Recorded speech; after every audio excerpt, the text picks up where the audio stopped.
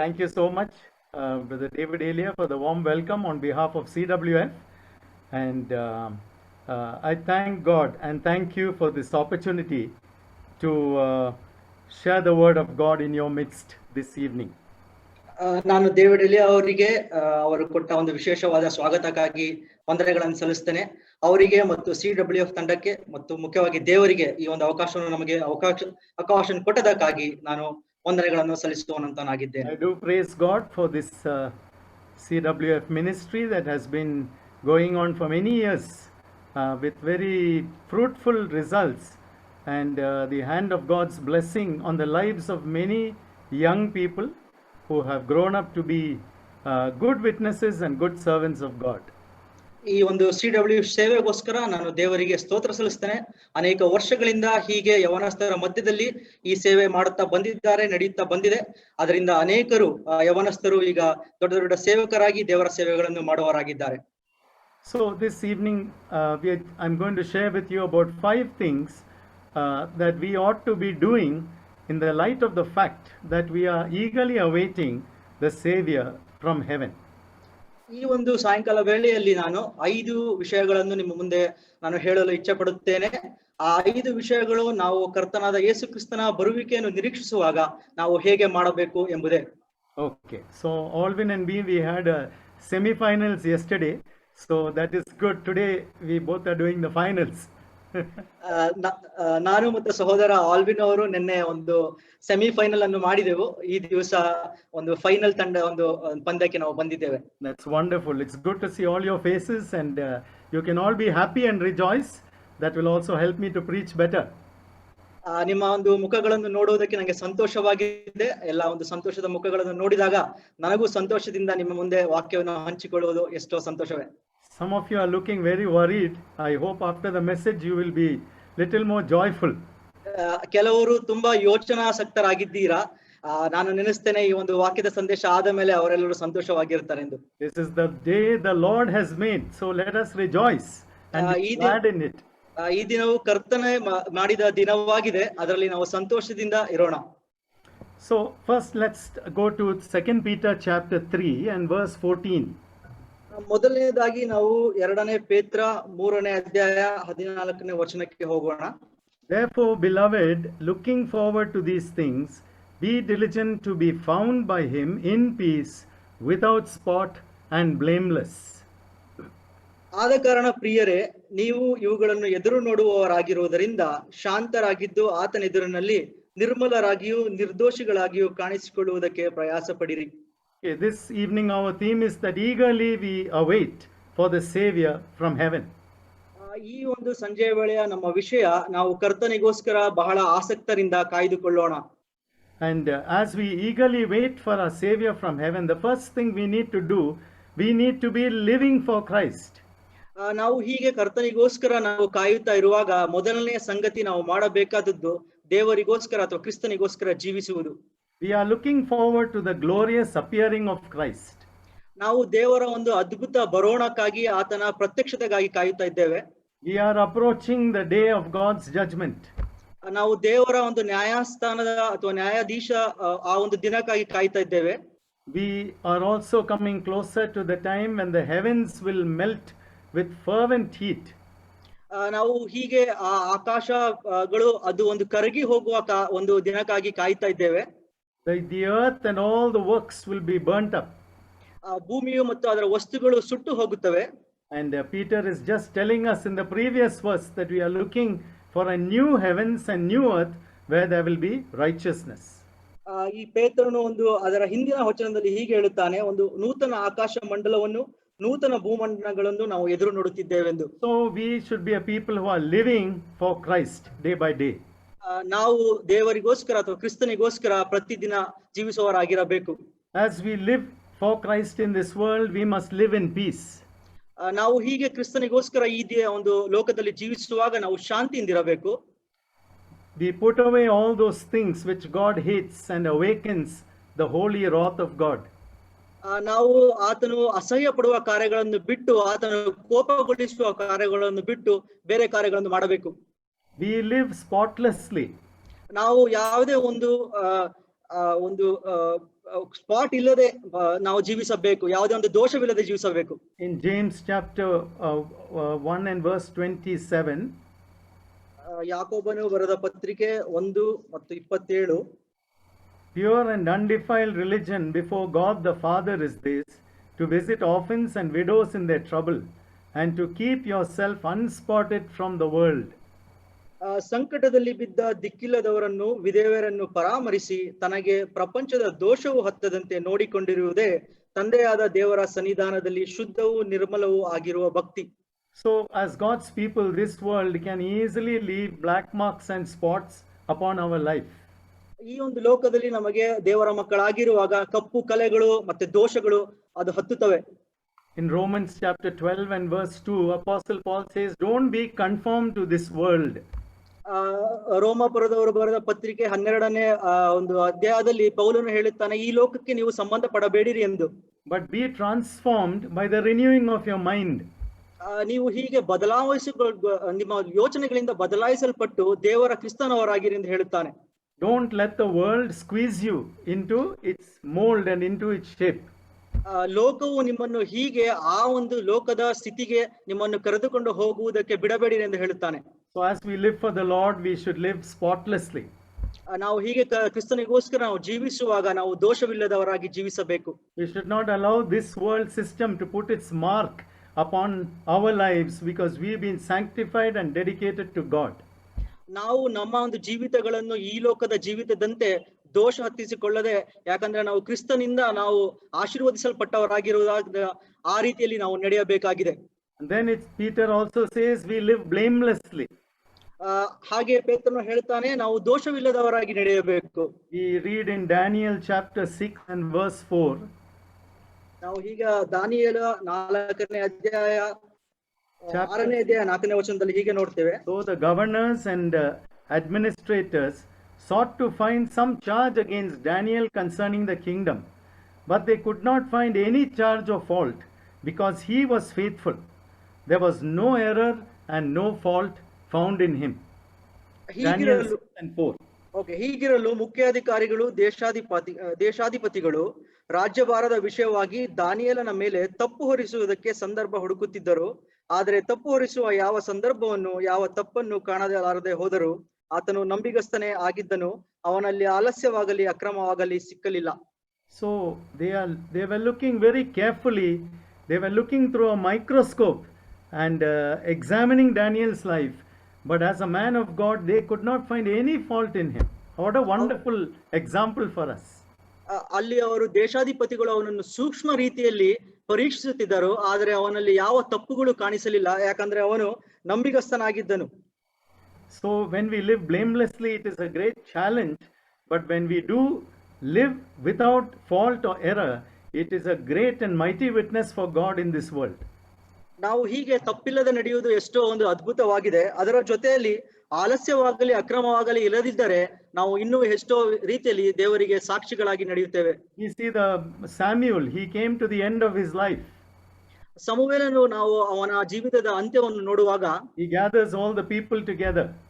ಅವನು ಎಲ್ಲ ತನ್ನ ಜನಗಳನ್ನು ಒಟ್ಟು ಸೇರಿಸ್ತಾನೆ. And he says, here I am. ಅವನು ಹೇಳ್ತಾನೆ, ನಾನು ಇಲ್ಲಿದ್ದೇನೆ. I have been with you from my childhood. ನಾನು ಚಿಕ್ಕಂದಿನಿಂದ ನಿಮ್ಮ ಜೊತೆಯಲ್ಲೇ ಇದ್ದೇನೆ. Can anybody here bear witness whether I have taken anything that belongs to you? ನಾನು ಯಾರಾದ್ರೂ ಇಲ್ಲಿ ಬಂದು ನನಗೆ ಸಾಕ್ಷಿ ಹೇಳಬಹುದಾ, ನಾನು ನಿಮ್ಮನ್ನು ಏನಾದರೂ ಕಸಕೊಂಡಿದ್ದೇನೆಂದು? And nobody could move a finger. ಯಾರು ಅವರಿಗೆ ಒಂದು ಕೈಯನ್ನು ತೋರಿಸಲು ಆಗಲಿಲ್ಲ. So Samuel said, the Lord is witness today. ಸಮುವೇಲನು ಹೇಳ್ತಾನೆ, ದೇವರು ನನ್ನ ಸಾಕ್ಷಿಯಾಗಿದ್ದಾನೆಂದು. And the people said, yes, we are also agreeing that God is witness. You have not taken anything that does not belong to you. ಜನಗಳು ಅದೇ ರೀತಿಯಲ್ಲಿ ಹೇಳಿದರು, ದೇವರು ತಾನೇ ಸಾಕ್ಷಿಯಾಗಿದ್ದಾನೆ, ನೀನು ನಮ್ಮಿಂದ ಏನು ತೆಗೆದುಕೊಂಡಿಲ್ಲವೆಂದು. Samuel was one who really turned the nation of Israel back to God. ಸಮುವೇಲನು ಒಂದು ದೊಡ್ಡ ಪ್ರವಾದಿಯಾಗಿ ಇಸ್ರಾಯೇಲ್ ದೇಶವನ್ನು ಕರ್ತನ ಕಡೆಗೆ ಅಥವಾ ದೇವರ ಕಡೆಗೆ ತಿರುಗಿಸಿದನು. And we see our Lord himself. ನಾವು ನಮ್ಮ ದೇವರನ್ನೇ ನಾವು ನೋಡುತ್ತೇವೆ. You know, the Lord Jesus stood with the people who were in his neighborhood, and he said in John chapter 8 verse 46, which of you can convince me of sin?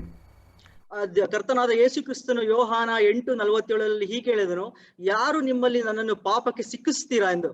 And nobody moved a finger. ಯಾರು ಒಂದು ಕೈಯನ್ನು ಒಂದು ಬೆರಳನ್ನು ತೋರಿಸಲಾಗಲಿಲ್ಲ. Jesus became the light of the whole world. ಯೇಸು ಕ್ರಿಸ್ತನು ಲೋಕಕ್ಕೆ ಬೆಳಕಾದನು. So as God's people we must live blamelessly. ಹೀಗೆ ನಾವು ದೇವರ ಮಕ್ಕಳಾಗಿರುವಾಗ ನಾವು ದೋಷವಿಲ್ಲದವರಾಗಿ ತಪ್ಪಿಲ್ಲದವರಾಗಿ ಇರಬೇಕು. So in the verse that we saw 2 Peter 3:14, Peter says be diligent. ಅಲ್ಲಿ 2 ಪೇತ್ರ 3:14 ಪೇತ್ರನು ಹೇಳುತ್ತಾನೆ, ನೀವು ಎಚ್ಚರಿಕೆಯಾಗಿರಿ. A diligence is a soldier who carries out the order of the officer without any delay or without any excuse. ಒಂದು ಸೈನಿಕನು ತನ್ನ ನಾಯಕನ ಎಲ್ಲಾ ಒಂದು ಆಜ್ಞೆಗಳನ್ನು ಚಾಚು ತಪ್ಪದೆ ಪಾಲಿಸ್ತಾನೆ. ಅದೇ ಡಿಲಿಜೆನ್ಸ್ ಆಗಿದೆ. Okay, so it is doing something with all our energy and all our effort. ಅದು ನಮ್ಮ ಎಲ್ಲಾ ಒಂದು ಶಕ್ತಿಯಿಂದ ಎಲ್ಲಾ ಒಂದು ಶ್ರಮದಿಂದ ಆ ಕಾರ್ಯಗಳನ್ನು ನಾವು ಮಾಡಬೇಕು ಎಂಬುದೇ. So as God's people now we are anticipating very great events, world shaking events to take place. ನಾವು ದೇವರ ಮಕ್ಕಳಾಗಿರುವಾಗ ನಾವು ಈಗ ಒಂದು ಲೋಕವು ಕದಲುವ ಒಂದು ಕಾರ್ಯಕ್ರಮಗಳನ್ನು ನಾವು ಎದುರು ನೋಡುತ್ತಾ ಇದ್ದೇವೆ. So God wants us all to be very watchful and very alert in these last days. ಈ ಸಮಯಗಳಲ್ಲಿ ದೇವರು ನಮಗೋಸ್ಕರ ನಾವು ಎಚ್ಚರವಾಗಿರಬೇಕು ಎಂಬುದನ್ನು ಆತನು ಬಯಸುತ್ತಾನೆ. So Peter says that you must be found by Christ. When he comes, you must be found in him. ಪೇತ್ರನು ಹೀಗೆ ಹೇಳುತ್ತಾನೆ, ಕರ್ತನು ಬರುವಾಗ ನೀವು ಆತನಲ್ಲಿ ಸೇರಿಕೊಳ್ಳಬೇಕು, ಆತನಲ್ಲಿ ಕಾಣಿಸಿಕೊಳ್ಳಬೇಕು ಎಂದು ಹೇಳುತ್ತಾನೆ. Yes, we have been found by Jesus. We have received the gospel. We become God's people. ದೇವರು ನಮ್ಮನ್ನು ಕಂಡುಕೊಂಡಿದ್ದಾನೆ, ನಾವು ದೇವರ ವಾಕ್ಯಗಳನ್ನು ಅಂಗೀಕರಿಸಿಕೊಂಡಿದ್ದೇವೆ, ಕೇಳಿಸಿಕೊಂಡಿದ್ದೇವೆ. But 2 Peter 3:14 says you must be found in him when he comes. ಆದ್ರೆ 2 ಪೇತ್ರದಲ್ಲಿ ಹೀಗೆ ಹೇಳುತ್ತಾನೆ, ನೀವು ಆತನು ಬರುವಾಗ ಆತನಲ್ಲಿ ನೀವು ಕಾಣಿಸಿಕೊಳ್ಳಬೇಕು. Okay, so when the Lord comes, he will find us just as we are living today. The Lord will find us. ದೇವರು ಹೀಗೆ ಕ್ರಿಸ್ತನು ಹೀಗೆ ಬರುವಾಗ ನಾವು ನಮ್ಮ ಜೀವಿತಗಳಲ್ಲಿ ನಾವು ಜೀವಿಸುವಾಗಲೇ ಆತನು ನಮ್ಮನ್ನು ಕಂಡುಕೊಳ್ಳುತ್ತಾನೆ. The Lord will, when the Lord comes, there will be nothing that is hidden or nothing will be overlooked by the Lord. ಕರ್ತನಾದ ಯೇಸು ಕ್ರಿಸ್ತನು ಬರುವಾಗ ಎಲ್ಲವೂ ಆತನಿಗೆ ಬಟ್ಟ ಬಯಲಾಗಿ ಕಾಣಿಸಿಕೊಳ್ಳುತ್ತದೆ, ಯಾವ ಮುಚ್ಚುಮರೆ ಇಲ್ಲ. So let us be living for Christ day by day. ಹೀಗೆ ನಾವು ಪ್ರತಿನಿತ್ಯವೂ ಕ್ರಿಸ್ತನಿಗೋಸ್ಕರ ಜೀವಿಸುತ್ತಾ ಹೋಗೋಣ. I'll sing a small chorus. You may know in English or in your language you can sing. It goes like this. I live for Jesus day after day. I live for Jesus. Let come what may. The Holy Spirit I will obey. I live for Jesus day after day. So may the Lord help us to live for him, because we are eagerly waiting for him to come from heaven. ನಾನು ಹೀಗೆ ಒಂದು ಸಣ್ಣ ಒಂದು chorus ಅನ್ನು ಹಾಡಿದೆ. ಅದ್ರಲ್ಲಿ ನಾವು ಹೀಗೆ ನೋಡ್ತೇವೆ, ಪ್ರತಿನಿತ್ಯ ನಾನು ದೇವರಿಗೋಸ್ಕರ ಕ್ರಿಸ್ತನಿಗೋಸ್ಕರ ಹೀಗೆ ಜೀವಿಸ್ತಾ ಬರುತ್ತೇನೆ, ಆತನ ಆಜ್ಞೆಗಳನ್ನು ಪಾಲಿಸ್ತೇನೆ ಎಂದು. ನಾವು ಹೀಗೆ ಆತನ ಆಜ್ಞೆಗಳನ್ನು ಪಾಲಿಸುತ್ತಾ ನಾವು ಹೀಗೆ ಜೀವಿಸುವಾಗ ಆತನು ಬರುವಾಗ ನಾವು ಆತನಿಗೋಸ್ಕರ ನಾವು ಹೀಗೆ ಕಂಡುಕೊಳ್ಳುತ್ತೇವೆ, ಕಾಣಿಸಿಕೊಳ್ಳುತ್ತೇವೆ ಎಂದು. Secondly, we go to Proverbs chapter 3. ಎರಡನೇದಾಗಿ ನಾವು ಹೀಗೆ ಜ್ಞಾನೋಕ್ತಿಗಳಿಗೆ ಹೋಗ್ತೇವೆ, 3ನೇ ಅಧ್ಯಾಯ. We'll just look at the first 12 verses. ನಾವು ಮೊದಲಿನಿಂದ 12 ವಾಕ್ಯಗಳನ್ನು ನಾವು ಓದಿಕೊಳ್ಳುವ. Secondly, we should be leaning on Jesus or leaning on the Lord, because he is coming soon. ಎರಡನೇದಾಗಿ ನಾವು ಕ್ರಿಸ್ತನನ್ನು ಆತುಕೊಳ್ಳುವ, ಅಥವಾ ಆತನ ಮೇಲೆ ಭರವಸವಿಡುವ, ಯಾಕಂದ್ರೆ ಆತನು ಬೇಗ ಬರುವವನಾಗಿದ್ದಾನೆ. In Proverbs chapter 3, we have some wonderful steps to boost our spiritual immunity. ಒಂದು ಜ್ಞಾನೋಕ್ತಿಗಳು 3ನೇ ಅಧ್ಯಾಯದಲ್ಲಿ ಕೆಲವು ಕಾರ್ಯಗಳು ಅಲ್ಲಿ ಬರೆದಿದೆ, ಇದರಿಂದ ನಮ್ಮ ಆತ್ಮಿಕತೆ ಹೆಚ್ಚಾಗುತ್ತದೆ. Yeah, so one brother came, he was sharing about these days people are very concerned about boosting the physical immunity so that we will not catch this COVID. They say you must take garlic and that is turmeric and all these things you drink, then you boost the physical immunity in your body. ಈ ಸಮಯದಲ್ಲಿ, ಈ Covid ಸಮಯಗಳಲ್ಲಿ ಅನೇಕರಿಗೆ ನಮ್ಮ ದೇಹದ ರೋಗ ನಿರೋಧಕ ಶಕ್ತಿಯನ್ನು ಹೆಚ್ಚಿಸಿಕೊಳ್ಳುವುದು ಬಹಳ ಆಸಕ್ತಿಯಿಂದ ಅದನ್ನು ಒಂದು ಈರುಳ್ಳಿ ಅಥವಾ ಬೆಳ್ಳುಳ್ಳಿ ಮತ್ತೆ ಅರಿಶಿಣ ಇದನ್ನೆಲ್ಲ ತೆಗೆದುಕೊಂಡು ತಮ್ಮ ದೇಹದ ರೋಗ ನಿರೋಧಕ ಶಕ್ತಿಗಳನ್ನು ಹೆಚ್ಚಿಸಿಕೊಳ್ಳುತ್ತಾ ಇದ್ದಾರೆ. So, but how many of us are concerned about boosting our spiritual immunity? ನಾವು ಎಷ್ಟು ಜನ ನಮ್ಮ ಒಂದು ಆತ್ಮಿಕ ನಿರೋಧಕ ಶಕ್ತಿಗಳನ್ನು ಹೆಚ್ಚಿಸುವುದಕ್ಕೆ ನಾವು ಯೋಚನೆ ಮಾಡ್ತೇವೆ? So in Proverbs chapter 3, if you look at the first 4 verses, we find the first step, that is you have to obey God's word. ನಾವು ಜ್ಞಾನೋಕ್ತಿಗಳು 3:1-4 ನೋಡುವಾಗ ಮೊದಲನೆಯ ಒಂದು ಕಾರ್ಯವನ್ನು ನಾವು ಮಾಡಬೇಕಾಗಿದ್ದು ಆತನ ವಾಕ್ಯಗಳನ್ನು ಕೈಕೊಂಡು ನಡೆಯಬೇಕು. So when we obey God's word, we can live a prolonged and peaceful and prosperous life. ದೇವರ ವಾಕ್ಯಗಳನ್ನು ನಾವು ಕೈಕೊಂಡು ನಡೆಯುವುದಾದರೆ ನಾವು ಒಂದು ಸಂತೃಪ್ತಿ ಭರಿತವಾದ ಜೀವಿತವನ್ನು, ದೀರ್ಘಕಾಲದ ಜೀವಿತವನ್ನು ಜೀವಿಸಬಹುದು. We can have a good name and our soul will be refreshed. ನಮಗೆ ಒಂದು ಒಳ್ಳೆಯ ಹೆಸರು ಬರುತ್ತದೆ ಮತ್ತು ನಮ್ಮ ಆತ್ಮವು ಅದು ಒಂದು ಪುನರುಜ್ಜೀವನ ಹೊಂದುತ್ತದೆ. If you look at verses 5 to 8, ನಾವು 5-8 ವಚನಗಳನ್ನು ನೋಡುವಾಗ we find that we should have complete trust in God. ಯೆಹೋವನ ಮೇಲೆ ಅಥವಾ ದೇವರ ಮೇಲೆ ನಾವು ಪೂರ್ಣ ಭರವಸೆಯನ್ನು ಇಡಬೇಕೆಂಬುದನ್ನು ನೋಡ್ತೇವೆ. And if you look in 5, it says, trust in the Lord with all your heart, don't lean on your own understanding. 5ನೇ ವಚನದಲ್ಲಿ ಹೀಗೆ ನೋಡುತ್ತೇವೆ, ಸ್ವಬುದ್ಧಿಯನ್ನೇ ಆರಾಧನೆ ಮಾಡಿಕೊಳ್ಳದೆ ಪೂರ್ಣ ಮನಸ್ಸಿನಿಂದ ಯೆಹೋವನಲ್ಲಿ ಭರವಸೆ ಬಿಡುವುದನ್ನು ನೋಡ್ತೇವೆ. Then if you look at verses 9 and 10, 9 ಮತ್ತು 10ನೇ ವಚನಗಳನ್ನು ನಾವು ನೋಡುವಾಗ we find another step to boost our spiritual immunity is to honor God with the best portion of our wealth. ಇನ್ನೊಂದು ಕಾರ್ಯ, ನಮ್ಮ ಒಂದು ಆತ್ಮಿಕ ಒಂದು ಇಮ್ಯುನಿಟಿಯನ್ನು ನಾವು ಹೆಚ್ಚಿಸಿಕೊಳ್ಳುವುದು ನಮ್ಮ ಆದಾಯದಿಂದ ನಾವು ಆತನನ್ನು ಸನ್ಮಾನಿಸಬೇಕು. Honor the Lord with your possessions and with the first fruits of all your increase. ನಿಮ್ಮ ಆದಾಯದಿಂದಲೂ ಬೆಳೆಯ ಪ್ರಥಮ ಫಲದಿಂದಲೂ ಯೆಹೋವನನ್ನು ಸನ್ಮಾನಿಸು. So God says that you will be blessed with plenty and your life will overflow when you honor God with your possessions. ದೇವರು ಹೀಗೆ ಹೇಳುತ್ತಾನೆ, ನೀವು ನಿಮ್ಮ ಒಂದು ಸೊತ್ತಿನಿಂದ ಆತನನ್ನು ಆಧರಿಸಿದರೆ ನಿಮ್ಮ ಜೀವಿತಗಳು ಬಹು ಫಲಭರಿತವಾಗಿ ಕಾಣಿಸಿಕೊಳ್ಳುತ್ತದೆ. And verses 11 and 12 we find that we must accept God's discipline to boost our spiritual immunity. 11 ಮತ್ತು 12ನೇ ವಚನಗಳು ಹೀಗೆ ಹೇಳುತ್ತದೆ, ಆತನ ಶಿಕ್ಷೆಯನ್ನು ನಾವು ತೆಗೆದುಕೊಳ್ಳಬೇಕು, ಆಗ ನಮ್ಮ ಒಂದು ಆತ್ಮಿಕ ಜೀವಿತ ಅಭಿವೃದ್ಧಿ ಆಗುತ್ತದೆ. So when the Lord chastens us, it means that the Lord really loves us and we are his children. ಕರ್ತನು ನಮ್ಮನ್ನು ಗದರಿಸುವಾಗ ಅಥವಾ ಶಿಕ್ಷಿಸುವಾಗ ಆತನು ನಮ್ಮನ್ನು ಪ್ರೀತಿಸುತ್ತಾನೆ, ನಾವು ಆತನ ಮಕ್ಕಳಾಗಿದ್ದೇವೆ ಎಂಬುದನ್ನು ನಾವು ತಿಳಿದುಕೊಳ್ಳುತ್ತೇವೆ. So the Lord has made a promise that he will come again and receive us to himself. ದೇವರು ನಮಗೋಸ್ಕರ ಒಂದು ವಾಗ್ದಾನವನ್ನು ಮಾಡಿದ್ದಾನೆ, ಆತನು ಇಲ್ಲಿ ಬಂದು ನಮ್ಮನ್ನು ಆತನ ಬಳಿ ಸ್ವೀಕರಿಸುತ್ತಾನೆ ಎಂದು. God has given us eternal life and he gave us the gift of his son, he gave us the gift of his Holy Spirit and he has given us a secure future. ದೇವರು ನಮಗೆ ಒಂದು ನಿತ್ಯ ಜೀವವನ್ನು ಕೊಟ್ಟಿದ್ದಾನೆ, ಆತನ ಮಗನನ್ನು ಕೊಟ್ಟಿದ್ದಾನೆ ಮತ್ತು ಪವಿತ್ರಾತ್ಮನನ್ನು ಕೊಟ್ಟಿದ್ದಾನೆ, ಆತನು ನಮಗೆಲ್ಲವನ್ನು ಕೊಟ್ಟಿದ್ದಾನೆ. So why should we be sorry and why should we be anxious for this life and the things of this life? ನಾವು ಯಾಕೆ ಈ ಒಂದು ಲೌಕಿಕ ಜೀವಿತದಲ್ಲಿ ನಾವು ಇರುವಾಗ ಯಾಕೆ ವಿಷಾದಕರವಾಗಿ ನಾವು ಇದರಿಂದ ಯೋಚಿಸಬೇಕು? So dear brother and sister, God really loves you and God is continuing to care for you in your life. ದೇವರು ನಿಮ್ಮನ್ನು ನಿಜವಾಗಿ ಪ್ರೀತಿಸುತ್ತಾನೆ, ಆತನು ನಿಮಗೋಸ್ಕರ ಯಾವಾಗಲೂ ಕಾರ್ಯ ಮಾಡುವವನಾಗಿದ್ದಾನೆ. In John chapter 13 and verse 23, ಯೋಹಾನ 13:23 says, there was leaning on Jesus' bosom one of his disciples whom Jesus loved.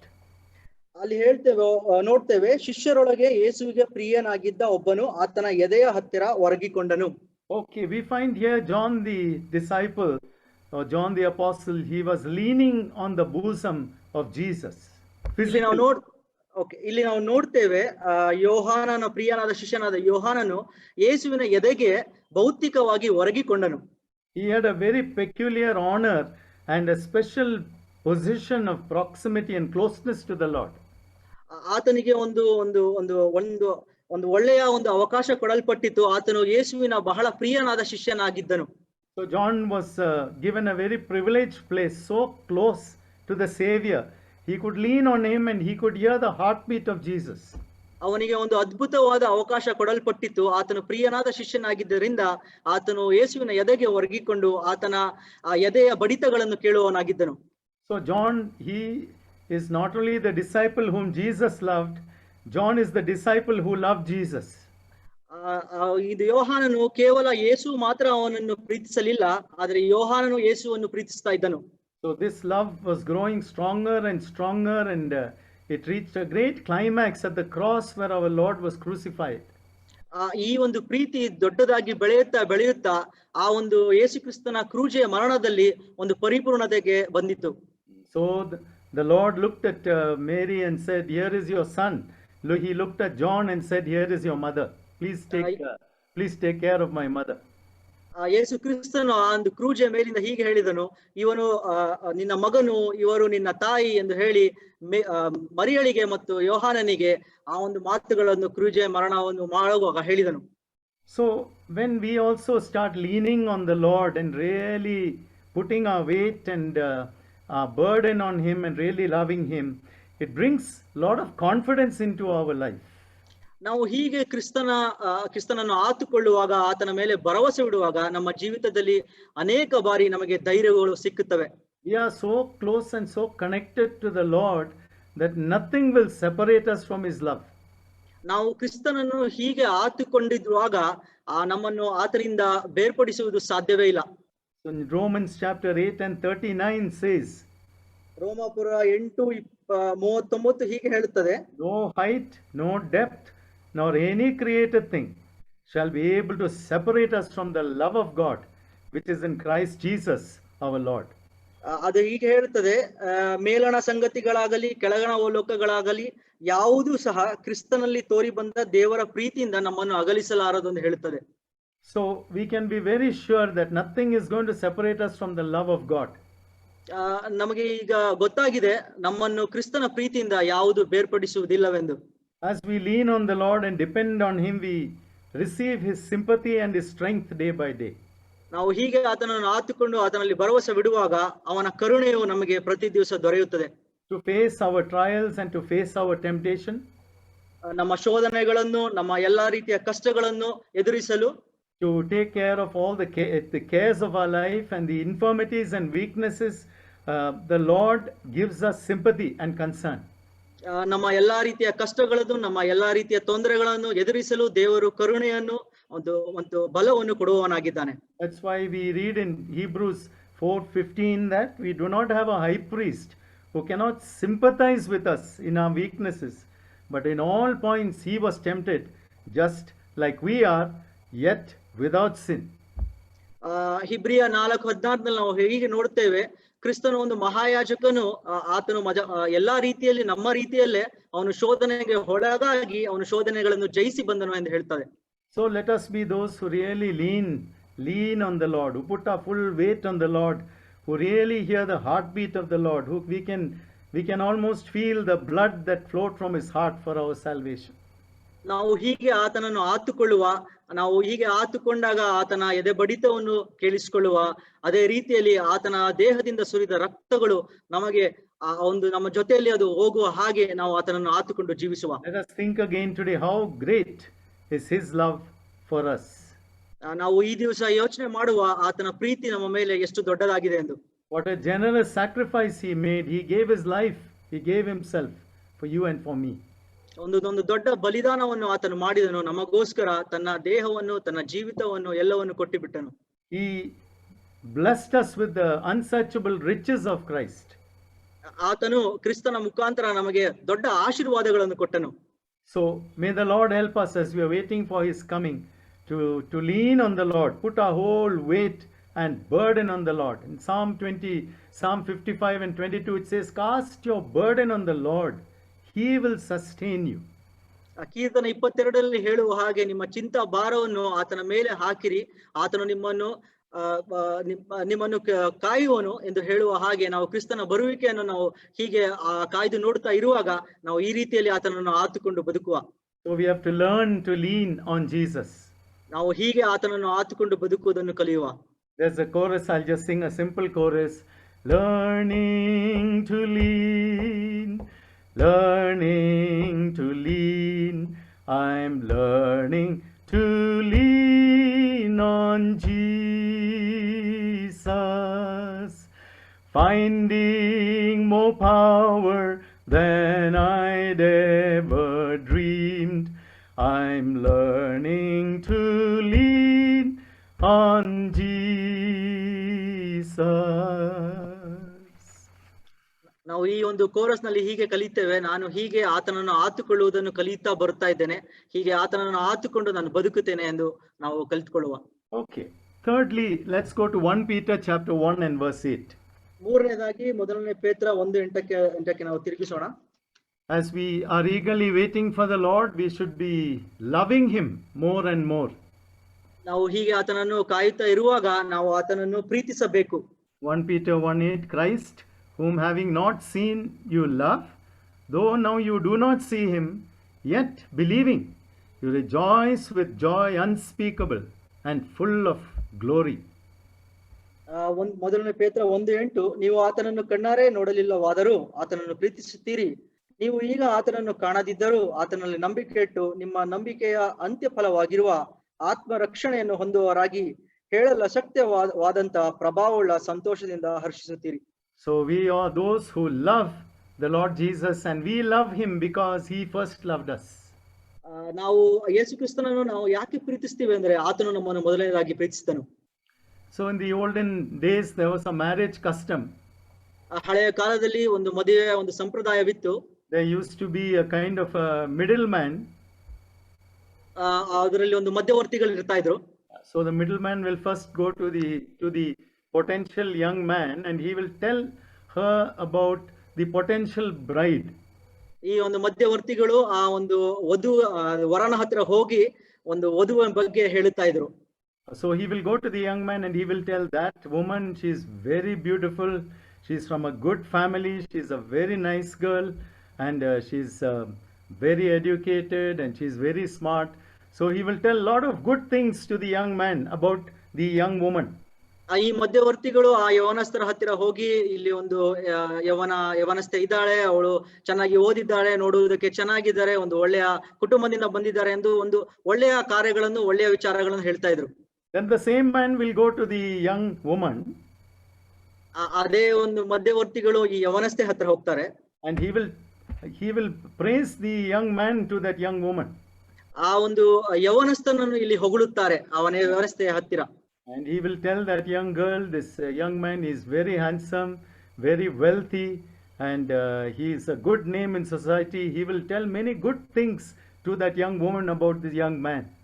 ಈ ಮಧ್ಯವರ್ತಿಗಳು ಆ ಯವನಸ್ಥೆಯ ಹತ್ರ ಈ ಒಂದು ಯವನಸ್ಥನ ಬಗ್ಗೆ, ಅವನಲ್ಲಿ ಒಂದು ಹಣಕಾಸು ಇದೆ, ಒಂದು ಒಳ್ಳೆಯ ಹೆಸರಿದೆ, ಸಮಾಜದಲ್ಲಿ ಸ್ಥಾನಮಾನವಿದೆ, ನೋಡುವುದಕ್ಕೆ ಸುಂದರನಾಗಿದ್ದಾನೆ ಎಂದು ಒಳ್ಳೆಯ ಒಂದು ವಿಚಾರಗಳನ್ನು ಹೇಳ್ತಾರೆ.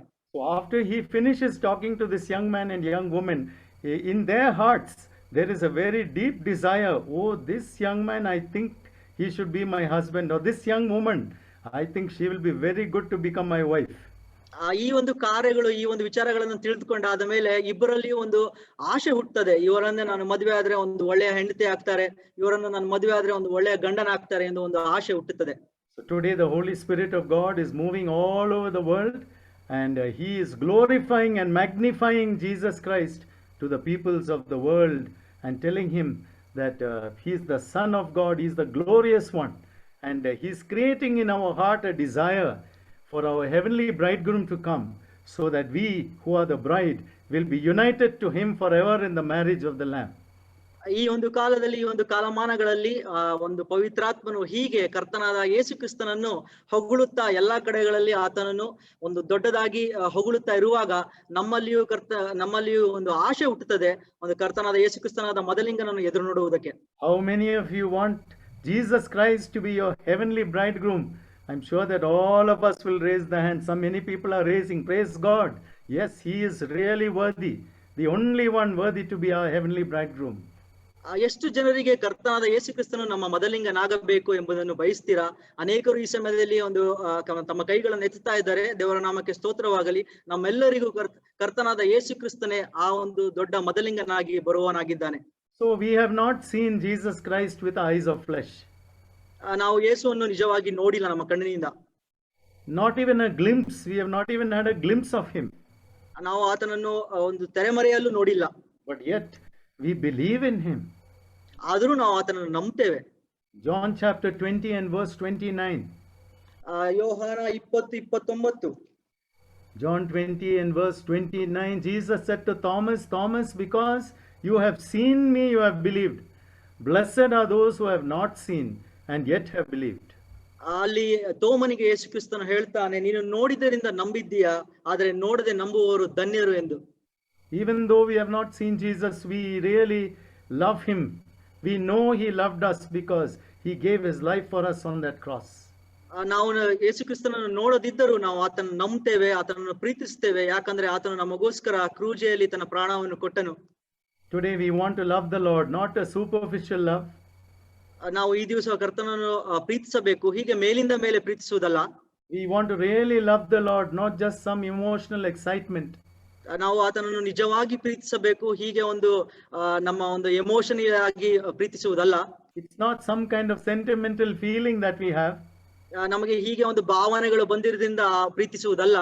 We really want to love the Lord by exercising our will and really love the Lord Jesus Christ.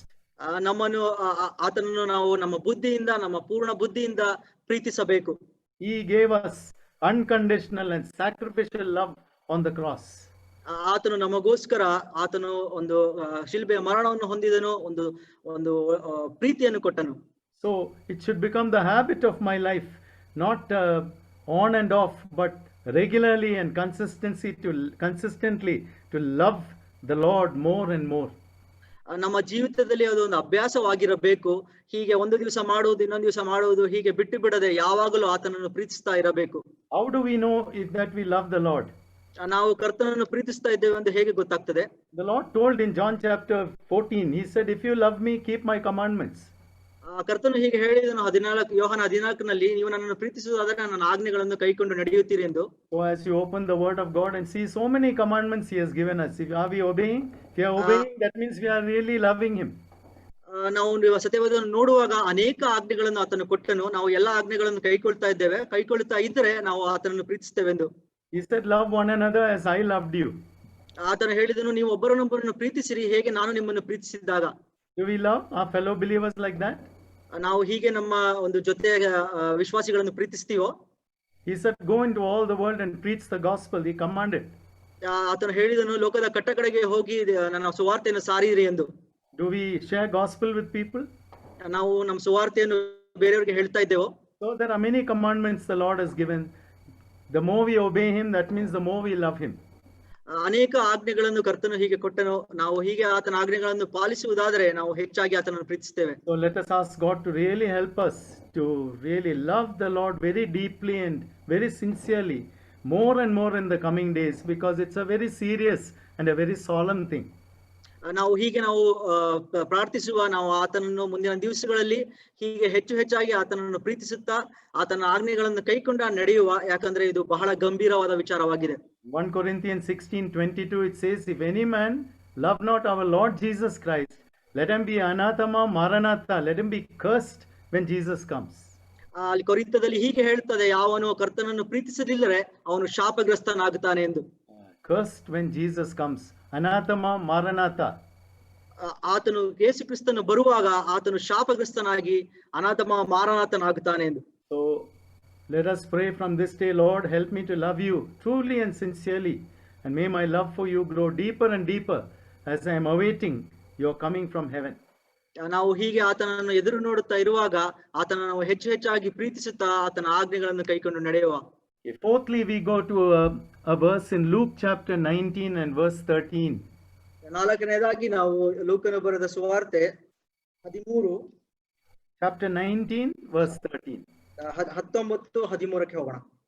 So he called 10 servants, he delivered to them 10 minas and said to them, do business until I come. ಅಲ್ಲಿ 10 ಜನ ಆಳುಗಳನ್ನು ಕರೆದು ಆತನು ಹೇಳಿದನು, ನಾನು ಬರುವವರೆಗೆ ಹೀಗೆ ವ್ಯವಹಾರಗಳನ್ನು ಮಾಡಿರಿ. So as we eagerly wait for the Savior, what does God expect from us? We have to be laboring for him. ನಾವು ಹೀಗೆ ಆತನ ಬರುವಿಕೆಯನ್ನು ಎದುರು ನೋಡುವಾಗ ಆತನಿಗೋಸ್ಕರ ಶ್ರಮಿಸುವುದನ್ನು ಆತನು ಎದುರು ನೋಡುತ್ತಾನೆ. So the Lord called these servants and he delivered to them 10 coins. He said, do business till I come back. When I come, you must give me more money. You must give me with profit and with interest. ಆತನು 10 ಜನ ಆಳುಗಳನ್ನು ಕರೆದು ಅವರಿಗೆ ಹಣವನ್ನು ಕೊಟ್ಟು, ನಾನು ತಿರುಗಿ ಬರುವಾಗ ಇದರಿಂದ ನನಗೆ ಲಾಭವು ಬೇಕಾಗಿದೆ ಎಂದು ಹೇಳಿದನು. So God has given us a lot of capital resources so that we can trade and occupy, so that when the Lord comes again, He will receive lot of interest and lot of profit. ನಮಗೆ ಆತನು ಅನೇಕ ಒಂದು ತಲಾಂತುಗಳನ್ನು ಕೊಟ್ಟಿದ್ದಾನೆ. ಅದರಿಂದ ನಾವು ಅನೇಕ ಕಾರ್ಯಗಳನ್ನು ಮಾಡಿ ಆತನು ಬರುವಾಗ ಅದರಿಂದ ಆತನಿಗೆ ಲಾಭಗಳನ್ನು ಕೊಡಬೇಕಾಗಿದೆ. So the Lord is going to reward us when He comes, and He will be greatly filled with joy when He says, yes, welcome my good and faithful servant, enter into the joy of your Lord. Entering into the joy of the Lord will be the greatest reward that we can experience when we stand in the presence of the Lord. ಆತನು ಬರುವಾಗ, ಆತನು ತಿರುಗಿ ಬರುವಾಗ ಆತನು ನಮಗೆ ಒಂದು ಬಹುಮಾನಗಳನ್ನು ಕೊಡುತ್ತಾನೆ.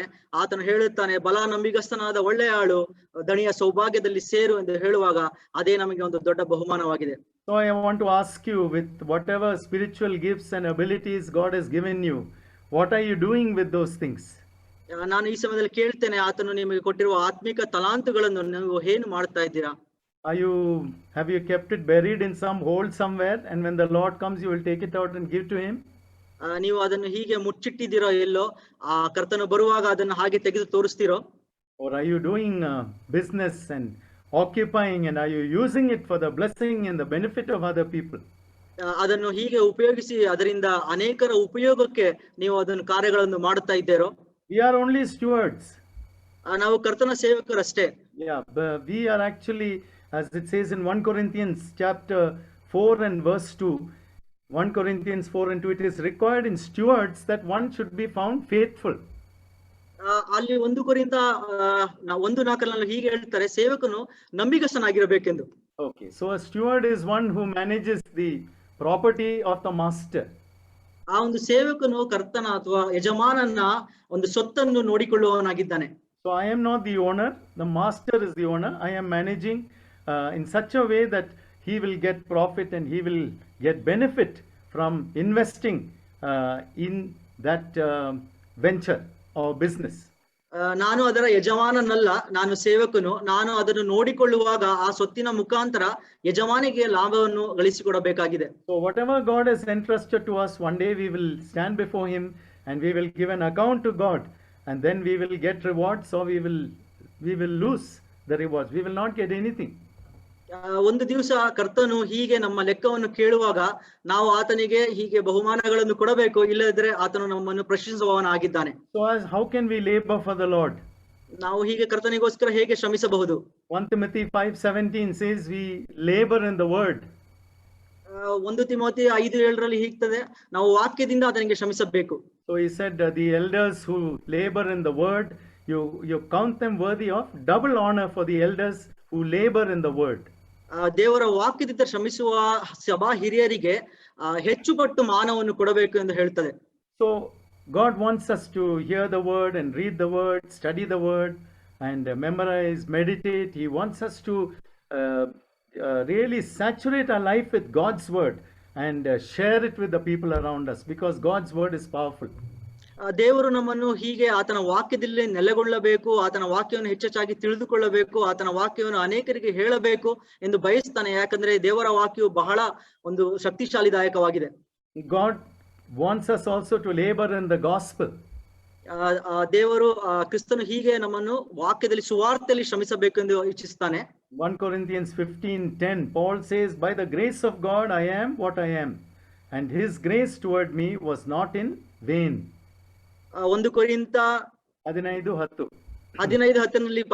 ಪೌಲನು ಹೀಗೆ ಹೇಳ್ತಾನೆ, ನಾನು ದೇವರ ವಾಕ್ಯದಲ್ಲಿ ನೆಲೆಗೊಂಡಿದ್ದೇನೆ, ದೇವರ ವಾಕ್ಯವಿಲ್ಲದೆ ನನಗೇನು ಇಲ್ಲ. But I labored more abundantly than they all. Apostle Paul labored more abundantly than all.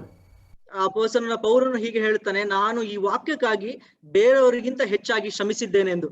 Yet not I, but the grace of God was enabling me to labor.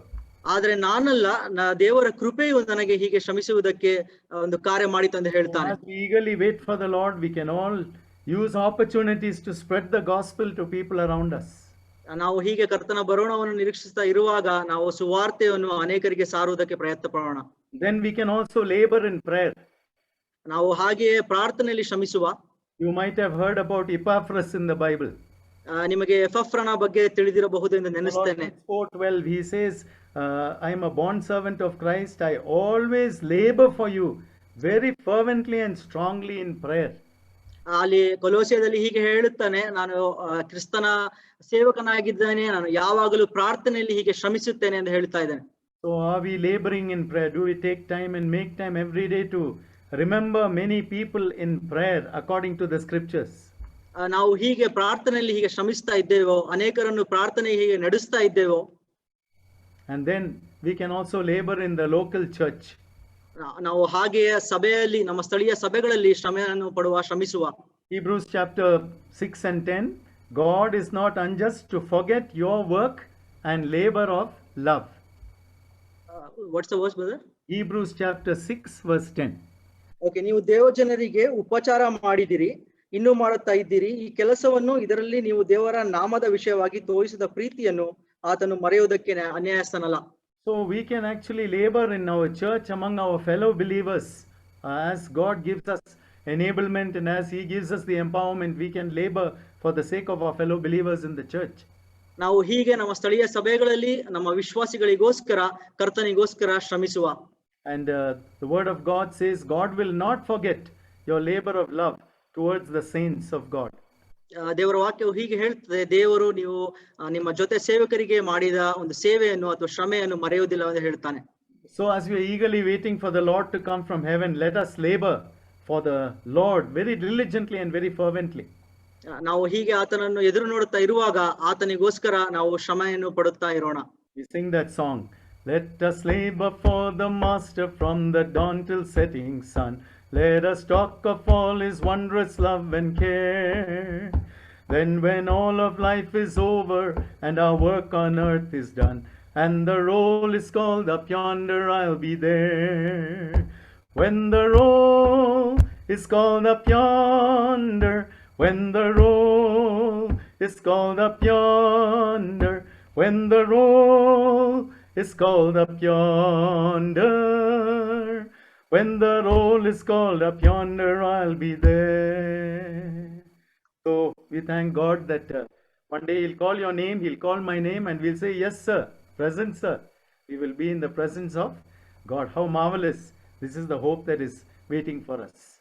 ನಾವು ಹೀಗೆ ಕರ್ತನಿಗೋಸ್ಕರ ಶ್ರಮಿಸುತ್ತಾ ನಮ್ಮ ಕಾರ್ಯಗಳದ್ದು ಈ ಲೋಕದಲ್ಲಿ ಮಾಡುವಾಗ ಒಂದು ದಿವಸ ಆತನು ನಮ್ಮನ್ನು ಕರೆದಾಗ ನಾವು ಹೇಳ್ತೇವೆ, ಎಸ್ ಸರ್ ಎಂದು.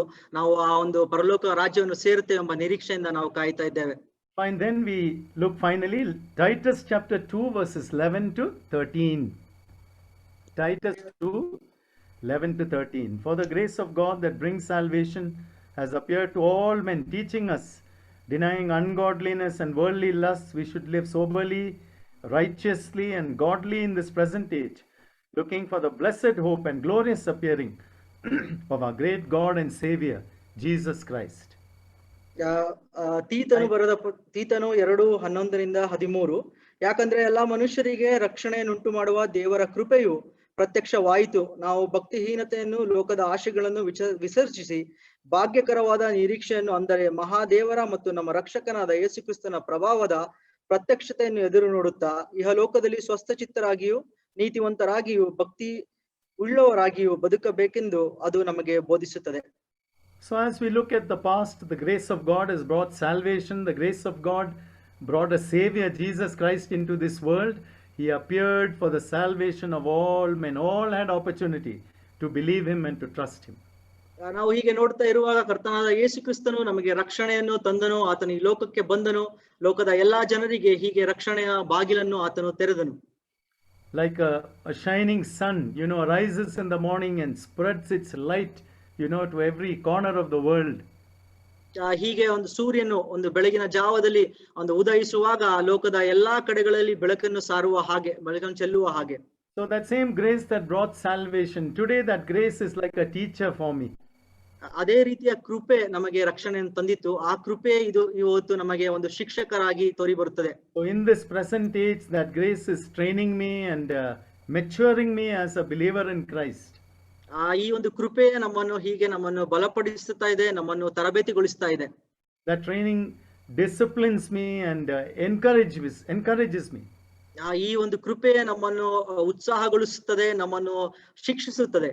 So it teaches me to live a sober, righteous, and godly life. ನಮಗೆ ಈ ಒಂದು ಕೃಪೆಯಿಂದ ಒಂದು ದೇವರ ದೇವರ Sober life is a life of self-control. ನಮ್ಮನ್ನು ನಮ್ಮ ಒಂದು ಸ್ವಯಂ ಸ್ಥಿರ ಚಿತ್ತದಿಂದ ನಮ್ಮ ಹತೋಟಿಯಿಂದ ಜೀವಿಸುವುದಕ್ಕೆ ನಮ್ಮನ್ನು ಬಲಗೊಳಿಸುತ್ತದೆ. So when we are sober, we can it is something that applies to me. I should be self-controlled. I should keep away from things that I must abstain, and I must do the things that God has commanded me to do. Sober ಅಂದ್ರೆ ಅಥವಾ ದಮೆ ಅಂದ್ರೆ ನಮ್ಮನ್ನು ನಾವು ಹತೋಟಿಯಲ್ಲಿ ತೆಗೆದುಕೊಳ್ಳಬೇಕು. ನಮ್ಮ ದೇವರು ಏನು ಹೇಳುತ್ತಾನೋ ಆ ಕಾರ್ಯಗಳನ್ನು ಮಾಡಬೇಕು ಎಂಬುದೇ. So I must also live a righteous life. It says live a righteous life. ಅದು ಹೀಗೆ ಹೇಳುತ್ತದೆ, ಒಂದು ನೀತಿವಂತಿಕೆಯ ಜೀವಿತವನ್ನು ನಾವು ಜೀವಿಸಬೇಕೆಂದು. Always doing what is right in the sight of God. ದೇವರ ದೃಷ್ಟಿಯಲ್ಲಿ ಯಾವುದು ಸರಿಯಾದದ್ದು ಅದನ್ನು ಮಾಡಬೇಕೆಂಬುದು. And then living a godly life. ದೇವರ ಒಂದು ದೈವಿಕವಾದ ಜೀವಿತವನ್ನು ಜೀವಿಸಬೇಕೆಂಬುದು.